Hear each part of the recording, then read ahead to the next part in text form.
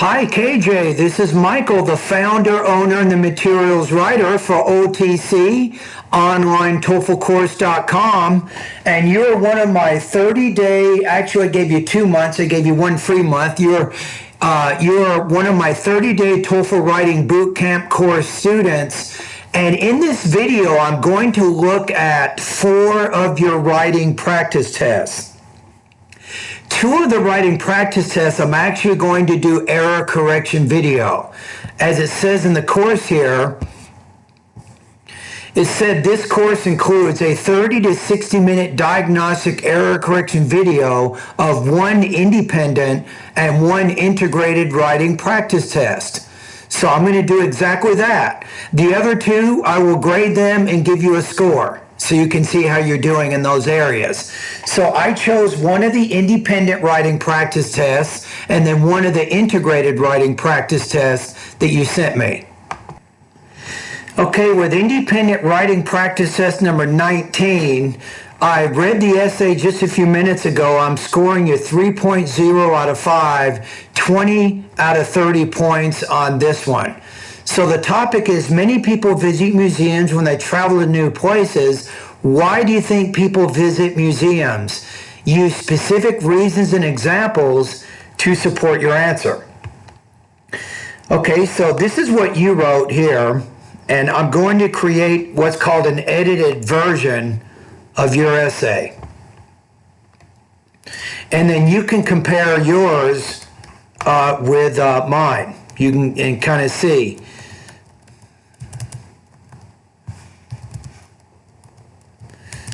Okay, so we'll take a look at that one in just a minute.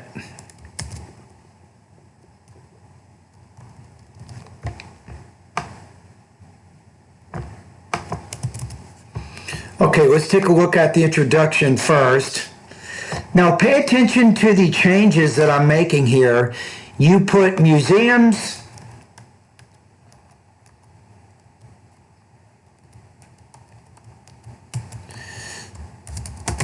so we'll put edited version. Museums are places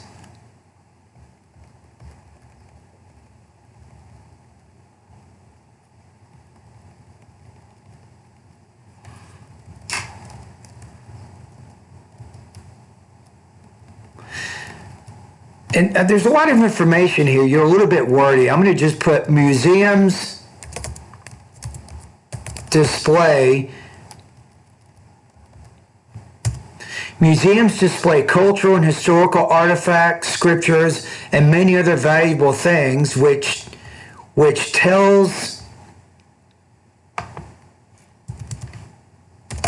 visitors more stories about the place. And this is a little informal to put so. So is typically used as a coordinating conjunction to connect 2 different independent clauses together. It's a little informal here, so I'm going to give you a more formal word like therefore. So tone. I'm going to take down some notes too, and after I can tell you some things that you can work on that can strengthen your writing. Therefore,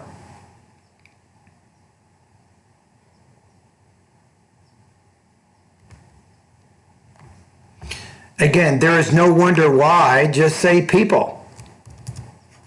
People want to visit, I'm going to put museums, when they travel, not when they make a travel, when they travel to new places. Museums add strength and beauty to the place by showcasing historical events and many proudful aspects of a city. The problem here is you're putting too many specific ideas in here. You need to look at what you've done in those body paragraphs and create a thesis that kind of refers to those ideas. So I think you need a little bit better connection with the introduction and the body paragraphs. So what I'm trying to do here is I looked at your two body paragraphs, right? And the problem is both paragraphs are kind of talking about teaching or learning, how people can learn from museums, which is a little bit similar, but at least I took the first body paragraph and I put showcasing historical events and many proud aspects. Museums help tourists learn more about the city and its surrounding area. And through their visual education,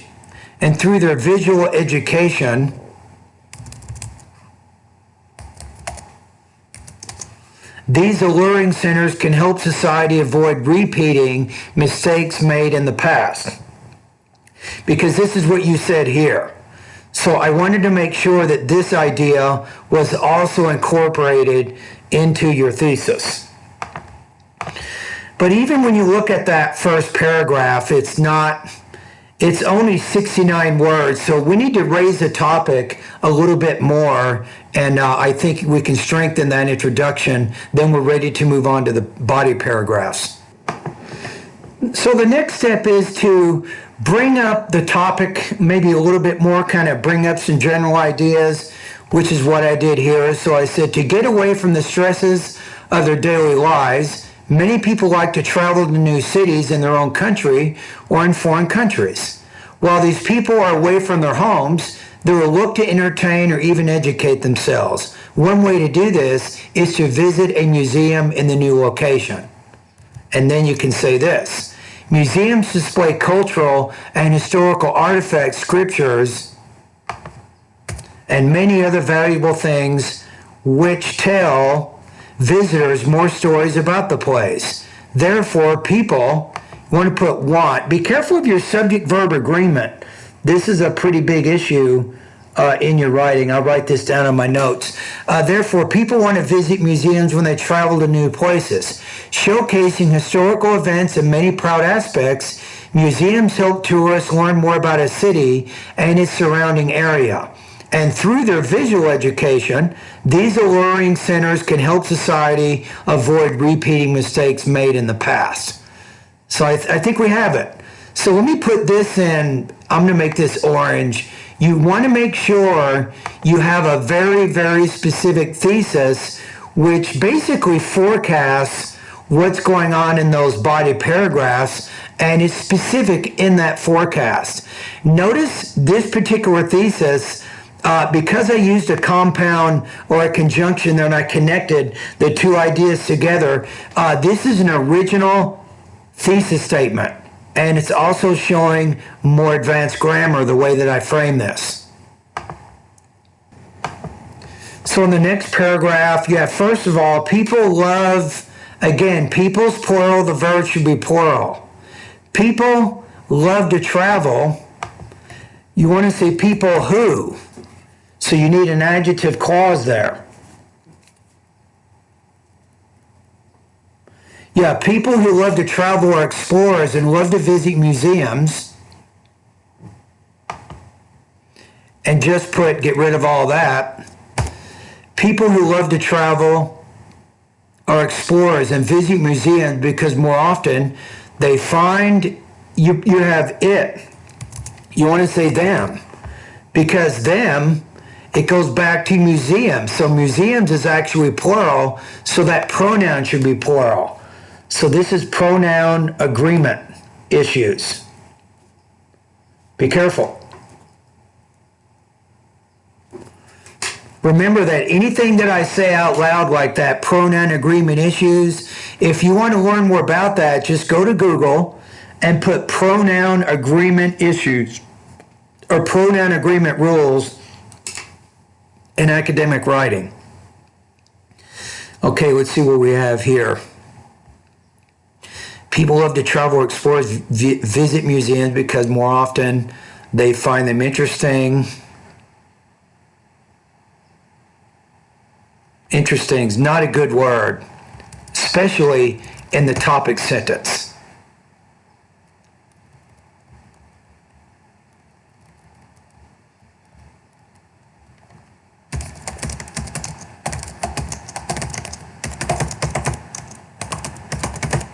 This is what I'm going to put here.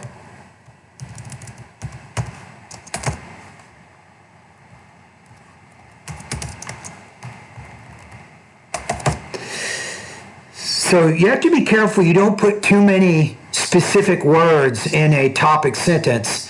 It makes it a little confusing, but I'm trying to focus around this idea here. Why am I doing that? Because up here it says, showcasing historical events and many proud aspects, museums help tourists learn more about the city and its surrounding area. And through their visual education, these alluring centers can help society avoid repeating mistakes made in the past. Right? So you can think about that idea. So I put the word history in here. Moreover, museums provide them with a wide variety of information regarding the evolution, major events, personalities, and many other factors that are linked to the development of the place. It's just too many, you're getting too general.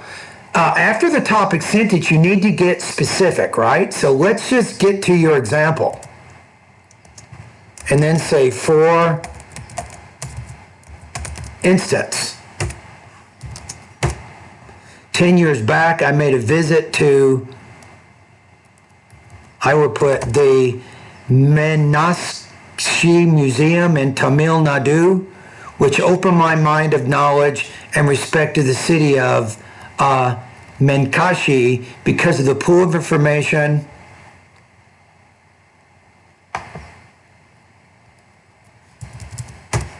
I gathered from the museum. Then you might use another like case and point. This is a transition word or words to introduce a specific idea. The museum showed me the role of warriors and other women leaders who helped the city to gain freedom from higher authorities, which eventually spiked my respect to the courage of women at that time.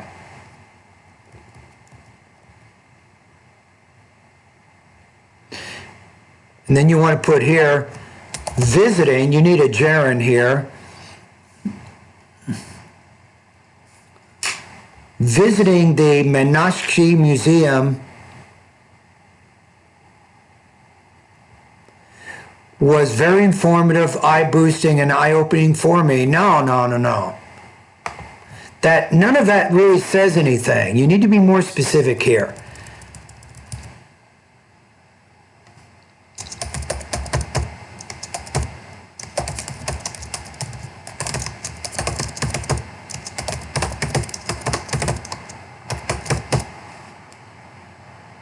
So visiting the museum, the Meenakshi Museum, helped me learn more about the history of the city. And then you might say, hence,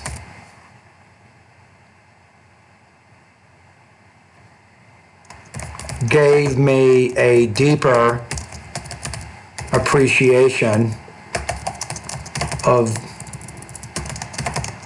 the culture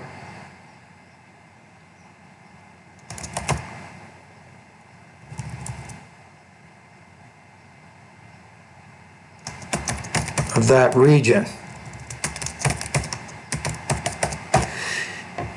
You can probably say there,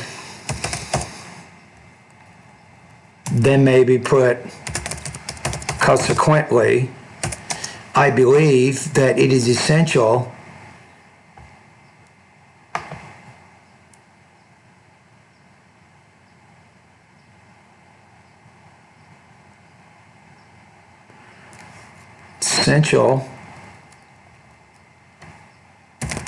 that tourists, how about visit, therefore,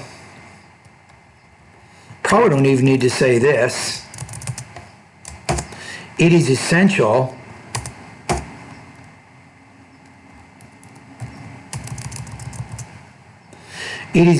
that tourists visit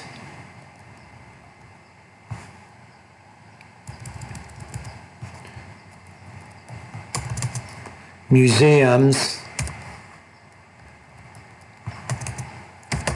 when they visit a new place to know more about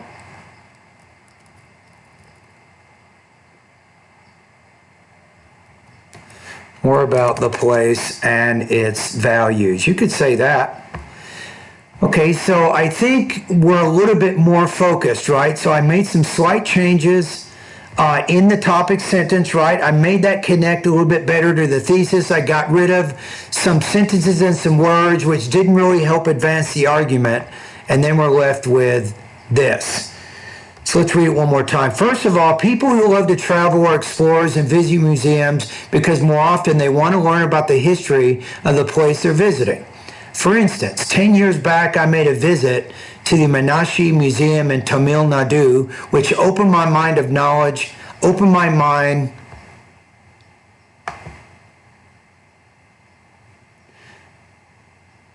It opened my mind of knowledge and respect to the city of Meenakshi because of the pool of information I gathered from the museum.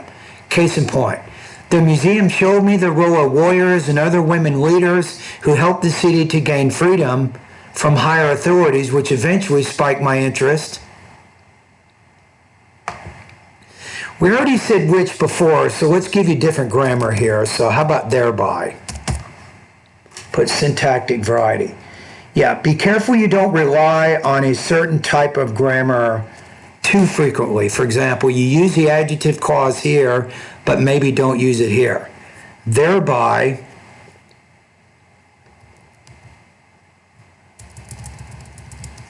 we're going to make this a present participle, thereby spiking my respect to the courage of women. How about in that era is probably a little bit better than at that time, using a little bit more advanced vocabulary words. Visiting the Meenakshi Museum helped me learn more about the history of the city and hence gave me a deeper appreciation of the culture of that region. Consequently, it is essential that tourists visit museums when they visit a new place to know more about the place and its values.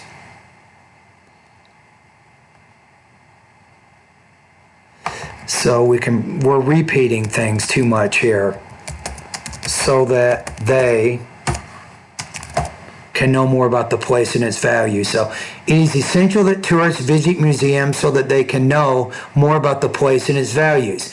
This is a good paragraph, right? It's over 150 words. That's fine, right? So you don't have to have a 200-word paragraph. Just be very focused in what you do and how you do it. Okay, let's take a look at your next paragraph here. I'm going to make a few changes with this one. So the other possible problem that you got going on here is if you develop a paragraph like this, which is really good, but then you develop this one half of what you did before, and then you don't have a third reason to support your argument, that doesn't show a lot of depth and progression of thought to your idea. So that's another thing. So if you want to score higher, try to keep your paragraphs balanced. So if you want to choose, for example, to explain two reasons why, when you go back to the argument here, why museums are a good place for people to visit, right? I'd spend, like you did here, I think you spent right around 150 words. That's probably a pretty good strategy.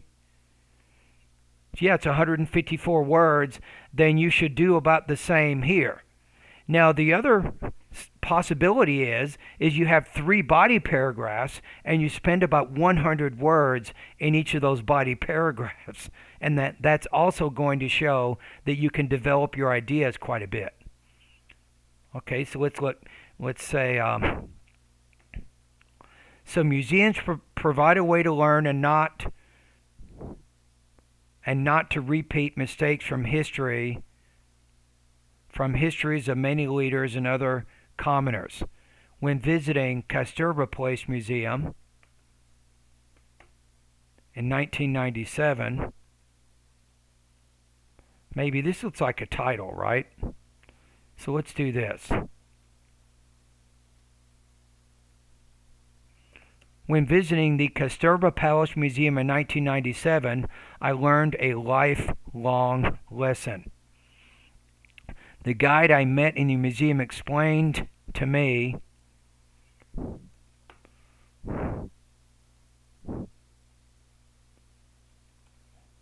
about a war that took place in Kasturba, which destroyed thousands of maybe soldiers and civilians just because of one lie told by the Queen. But what was that lie? Excuse me. What was the lie that the Queen told? To me, that's a central part of the story here, and you totally left that out. See, from that story, I took a lifelong change not to lie.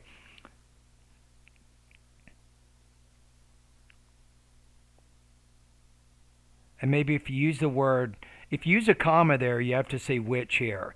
So if you go to Google, check out what's called restrictive and then non-restrictive relative clauses. That's what I would say there. And you can learn more about that. So I would probably add, so according to the guide, the Queen, and then spend maybe 3 or 4 lines telling the story, right? And that's going to develop this paragraph a little bit more. And then say, from that story, I took a lifelong challenge not to lie, which molded my life in a good way. I did not want to repeat the mistakes that the Queen had made, and hopefully others who visit this museum will also learn not to repeat maybe those same mistakes. Okay, so to conclude, I think many tourists visit museums when they go to new places because it shows, you can't say that. If you can't use is and then the present tense form of the verb, you could say because it is showing, but just say because it shows a wide variety of information that is linked to the place, which eventually helps people to know better about the place. Moreover, learning from the past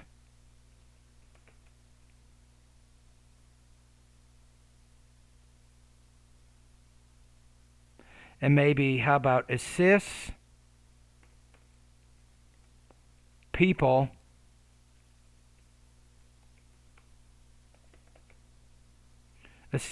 to attain valuable life lessons. Therefore, I encourage every tourist to make a visit to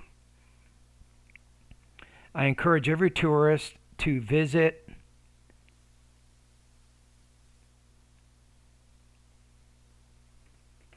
how about to visit museums when traveling abroad, maybe.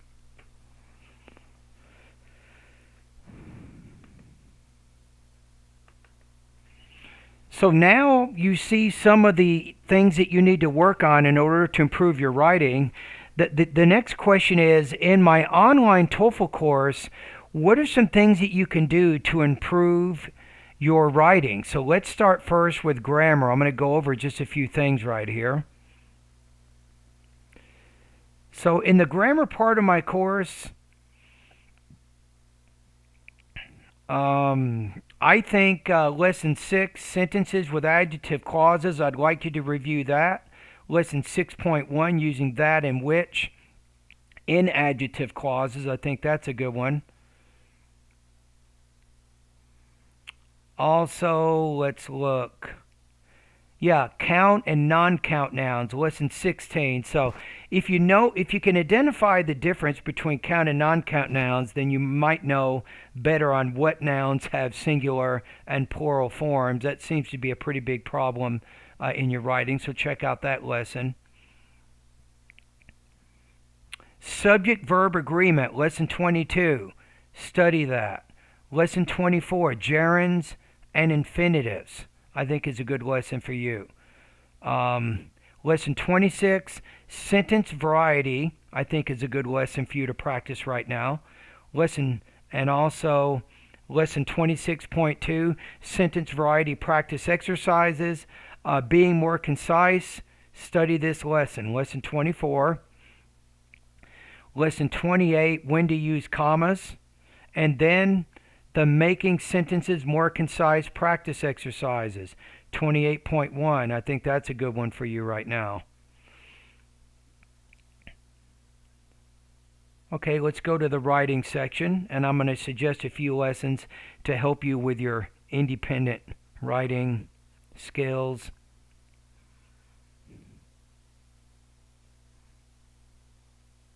I'm going to try not to give you too many different things here. Lesson 1, TOEFL Independent Writing Strategies. I think that's a really good lesson for you. Creating a sharply focused thesis statements for the independent writing task. Check out that lesson. Okay, where is it? Here, writing the perfect paragraph. This is a great 25-minute lesson. It will also help you with the development and the organization of your ideas. You can look at that one. And I think that is pretty good. I won't give you too many different things. I'll overwhelm you. But I think if you focus on some of those grammar and those writing lessons in my online course, practice those lessons, and then keep sending me writing practice tests, and you can continue to monitor your progress. And I think that you will be able to achieve your goal. Yeah, I'm going to make one more change to your conclusion before I move on here. So places and then places, maybe a little bit too much repetition. I think many tourists visit museums because it shows a wide variety of information that is linked to the place, which eventually helps people know better about maybe that place. Moreover, okay, that's what I would say there. Okay, so you get 2 error corrections as part of my TOEFL Writing Bootcamp service, right? So I'm going to do an integrated writing task now. The other essay you sent me, Independent Writing Practice Test number 21, I gave you a score of 3.25 or 21 points out of 30 on that one. You have a lot of similar issues that you can work on there. So a lot of the suggestions I gave you with the first independent writing practice test, they also serve with this particular essay. So you can use those same suggestions. And so I don't consider your independent writing that strong. Your integrated writing, on the other hand, I think is much stronger. So we have the integrated writing practice test number 23, right? So I gave you a score of 3.75 out of 5 or 24 points out of 30. So I think that was pretty good. And the same on the other one that you sent me. I gave you a 3.75 out of 5 or 24 points out of 30 on this one. So let's take a look at one of these particular one of these integrated writing practice tests. I'm going to give you some suggestions so you can strengthen your writing here. So let's do this. Okay, I'm going to copy this so you can compare what you wrote to the edited version, right?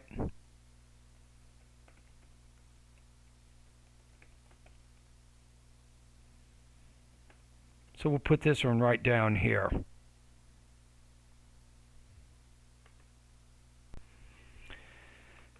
Okay, let's go paragraph by paragraph. Now what I'm doing here is I have the reading passage here on the one side and also the lecture, right? You can see that. And then I have what you wrote over here. So I'm going to make a few changes based on looking at the reading and the listening passage. The lecture and the reading passage discuss about non-renewable energy sources of, I don't think you even have to say of the earth, such as coal, oil, and natural gas. Now this is the first change is, if you say, while the reading explains, you're putting the reading or the points in the reading in a lesser or in a more support position by using the word while. I would not do that. I would do this. You want both ideas to be seen as main points because you don't want to show you have any bias in your writing. You want to focus on just explaining the most important points from the reading and the listening passage. The reading explains about the benefits of these non-renewable energy sources, but the lecture refutes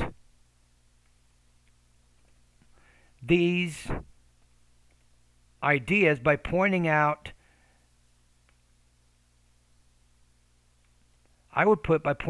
the disadvantages involved with, I would probably change this to using these sources of energy. So that would be my first change I might make in that first paragraph. You say, first of all, the passage mentions that coal is abundant, low cost, and easily available. I'm going to change this to an adjective. I think this might work better here. So it's abundant, inexpensive, and easily available. On the other hand, see, here's the problem, is you have all of this information is about the lecture. But then you only have one short sentence about the reading passage. To me, if you're comparing and contrasting the two, and you want to show a balanced compare and contrast discussion, you want to spend close to equal time discussing the points from the reading passage, and then talk about the points from the listening passage. So if you look over here,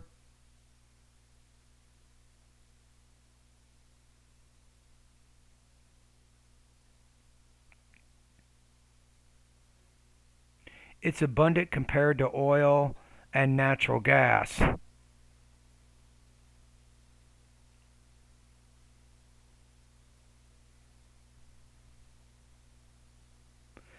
So it looks like we're talking about oil or coal in one paragraph. We're talking about oil and then the natural gas, right? So we're kind of looking at those. So I think we should probably at least spend a little bit more time. I would put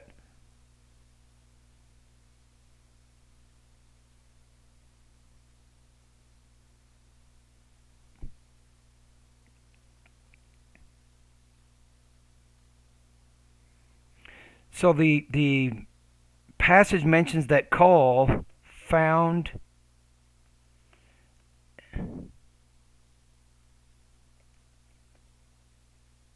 representing matter that decayed over a long period of time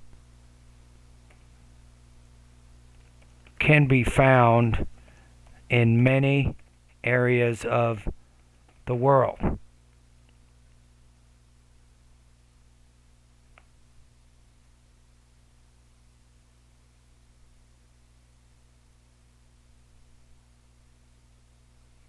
And then you might say, so the reading passage mentions that coal, representing matter that decayed over a long period of time, can be found in many areas of the world. Therefore, the author explains that coal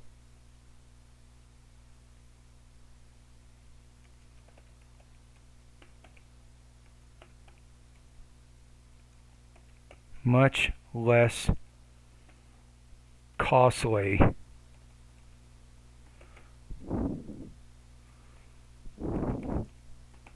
compared to other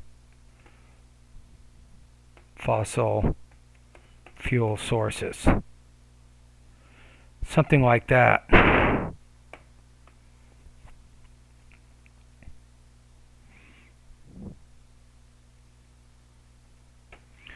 And that's a little bit more. I don't want to overdo it here, but I would try to explain a little bit more about the reading to show you understand it. So, the reading passage mentions that coal, representing matter that decayed over a long period of time, can be found in many areas of the world. Therefore, and maybe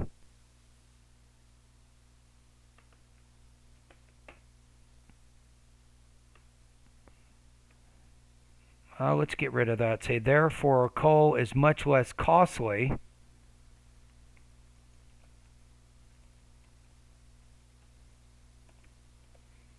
The author explains. Therefore, coal is much less costly compared to other fossil fuel sources. That's probably good enough there. So let's make sure we got everything. So you have coal is found in many areas, which means it's abundant. It's less costly compared to other fossil fuels since companies can easily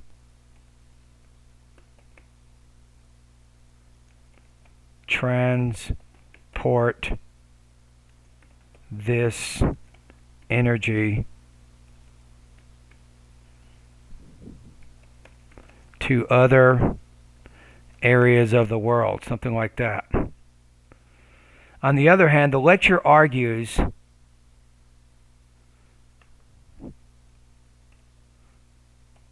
against the positive aspects of coal mentioned in the passage by saying that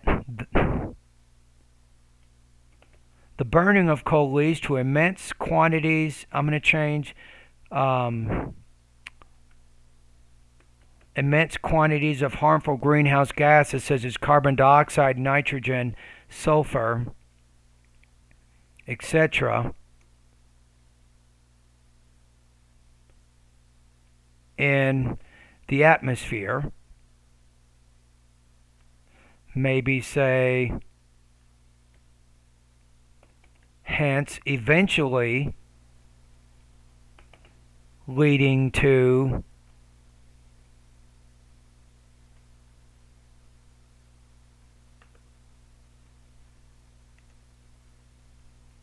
an imbalance in the atmosphere. And then say, and finally leading, this is where you're losing your sentence structure a little bit. I'm trying to help you here. Let's say, hence eventually leading to an imbalance in the atmosphere and finally leading to acid rain in many places.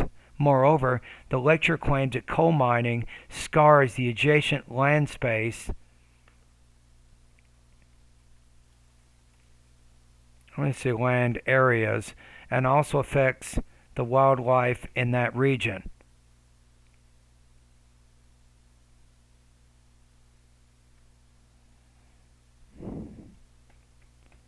Lastly, the lecturer states that coal miners develop serious health problems later in their lives. Okay, good.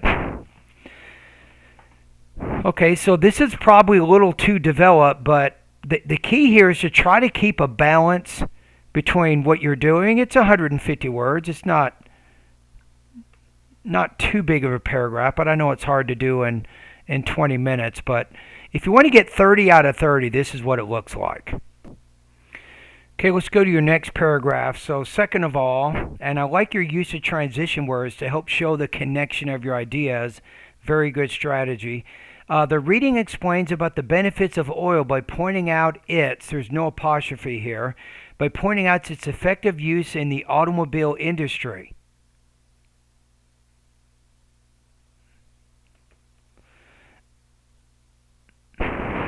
And its cost-friendly generation of electricity.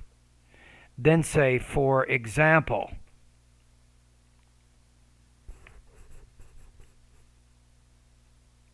a small amount of oil, I think is what we're saying here. Small amount of oil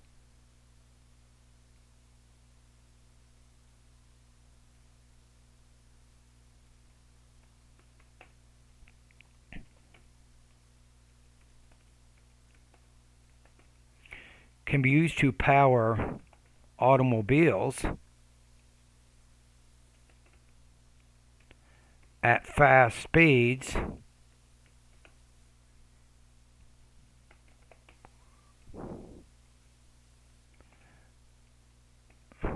relatively cheap prices.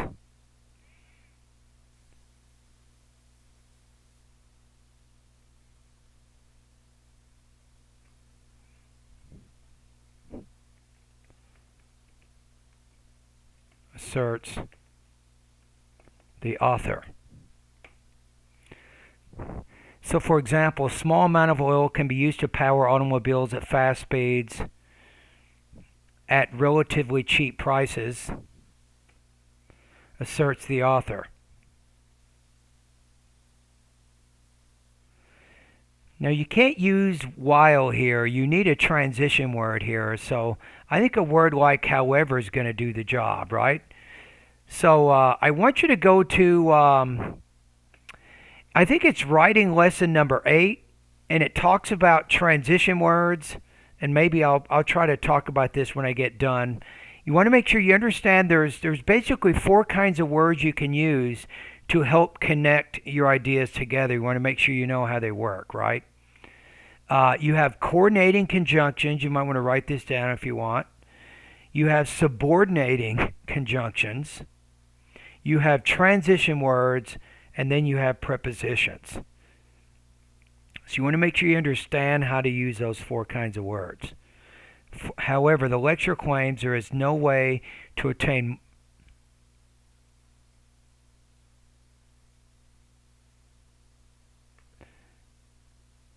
there is no other way to obtain, I think I want to say, a more detrimental effect. I will put on the balance of Earth. There is no other way than put then. There is no other way to attain a more detrimental effect in the balance of the Earth than by using oil as a form of energy. In addition, spillage of oil from supertanker ships, mentions the speaker, are used to transport from one place to another. So in addition, spillage of oil from supertanker ships, mentions the speaker,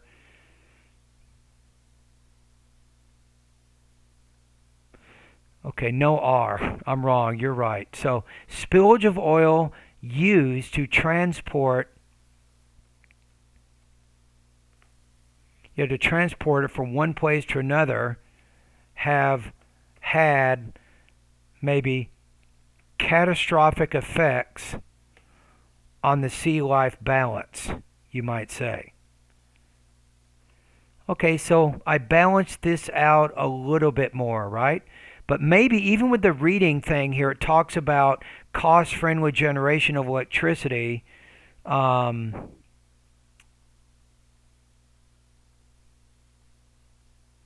small amount of oil can be used to power automobiles at fast speeds at relatively cheap prices.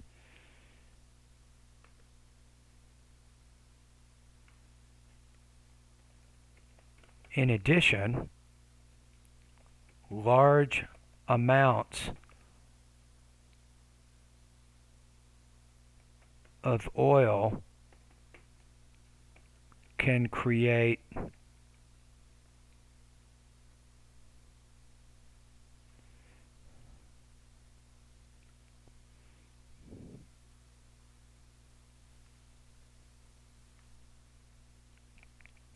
I'm getting it wrong here. Oil can create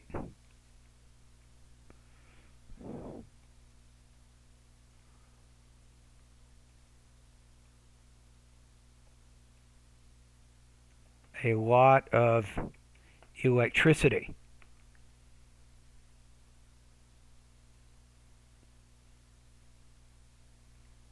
At a proportionally low price, you might say. Okay, that's good enough. So I'm just trying to balance it out. This is a little bit more balanced here. However, the lecture claims that there is no other way to obtain a more detrimental effect on the balance of Earth than by using oil as a form of energy. In addition, spillage. Now, just because of the problems you had in this one sentence, it kind of affected the meaning of your ideas there. So you have to be careful there. But you're basically saying that oil is the worst, the most dangerous thing that we can use as a form of energy in terms of how it affects the earth negatively. That's what you're trying to say.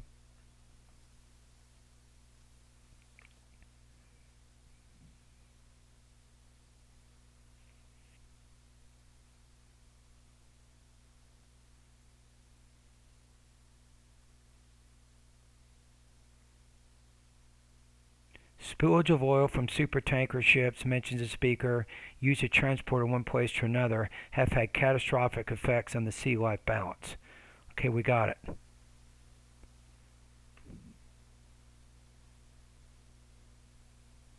Okay, let's take a look at the very last paragraph here. So, lastly, the passage points out the positive effects of natural gas by stating its versatility. So, I want you to check out when you're looking at your grammar, you have it, this one. So if you have it apostrophe s, it means it is. But here, this is more of a possessive type adjective here. So it doesn't need the apostrophe. So you had problems with that twice in this writing.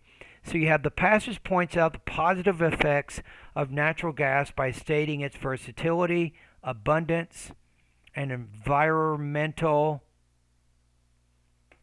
friendliness. I don't think you need to have a hyphen here. Maybe if you're using it before both words in front of a noun or something. Um, I wanted one more thing. In fact, natural gas, because it is so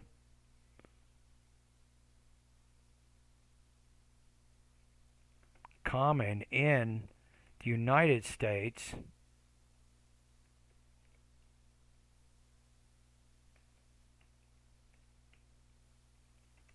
can help. So in fact, natural gas, because it is so common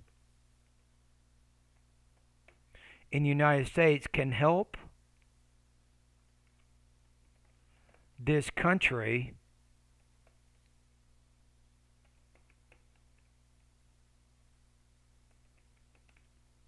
rely less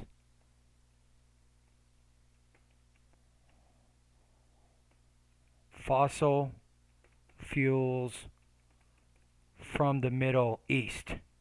I would probably put that in there too so you have a little bit more balanced discussion. You said, on the other hand, the lecture refutes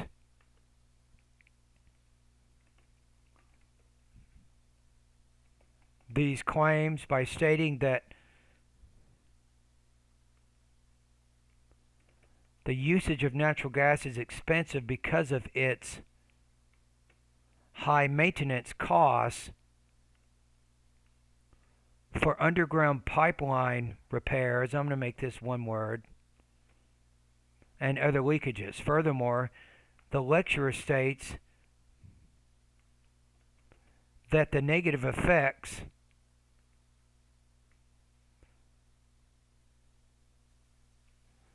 the Earth is a planet, so I'm going to say on Earth's crust, while extracting gas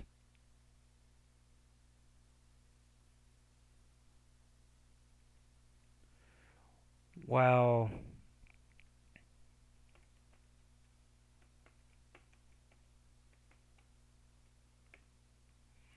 chemical engineers extract gas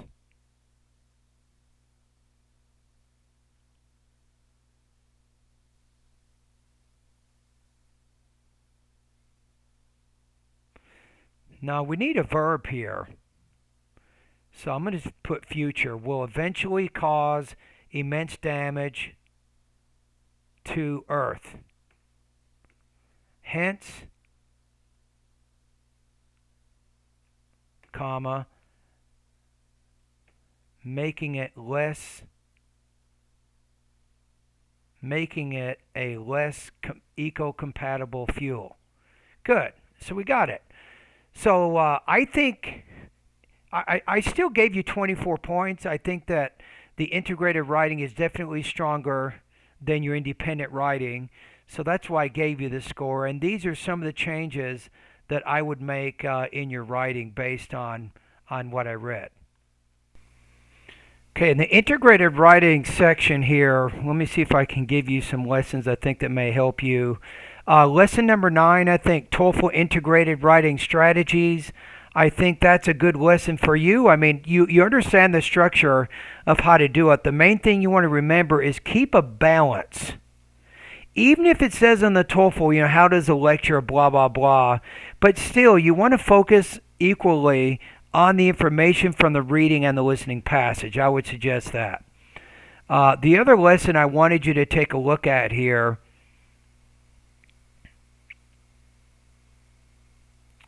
and probably now you know why you should probably don't send me 4 writing practice tests all at the same time. What you want to do is complete a practice test, get my video feedback, right?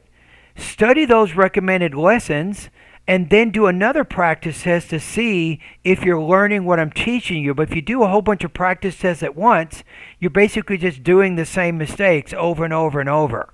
So the goal is to get better, to help you improve your academic writing. That's what we're trying to do here.